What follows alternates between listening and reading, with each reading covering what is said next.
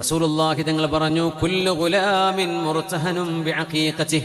വാപ്പക്കത് അറുക്കാൻ പറ്റിയില്ല എങ്കിൽ മക്കൾ വലുതായാൽ അവരുടെ അഖീഖത്ത് അവർക്ക് പോലും അറുക്കാൻ പറ്റുമെന്നാണ്.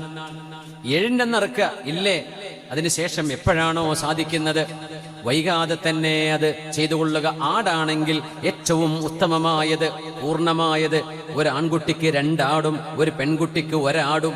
കന്നാണെങ്കിൽ 2 പേർക്കും ഓരോന്ന്.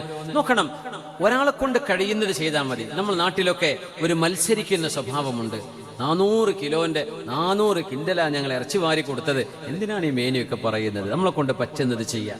ആ ഹഖീഖത്ത് വാങ്ങുന്നതോ ബാങ്കിൽ നിന്ന് കൊണ്ടം വെച്ചിട്ട് പലിശക്കെടുത്തിട്ട് എന്ത് കാര്യം? അതുകൊണ്ട് ഒരു ഇബാദത്ത് ചെയ്യാനാ പോയി ചെയ്യുന്നത്.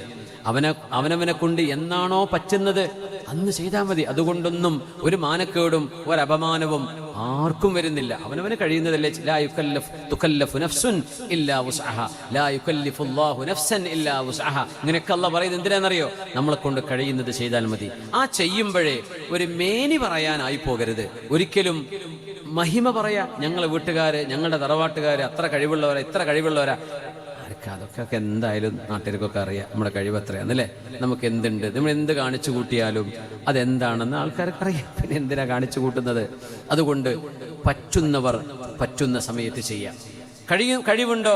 കുഞ്ഞിന്റെ ജനിച്ച് 7ന്റെ അന്നാണ് അതിന്റെ സുന്നത്ത്. കുഞ്ഞിന്റെ ജനനം കഴിഞ്ഞ് 7ാമത്തെ ദിവസം, അതാണ് അതിന്റെ സമയം. അഫ്ളലായ സമയം എപ്പോഴും ചെയ്യാം. അതിന്റെ അഫ്ളൽ അങ്ങനെയാണ്.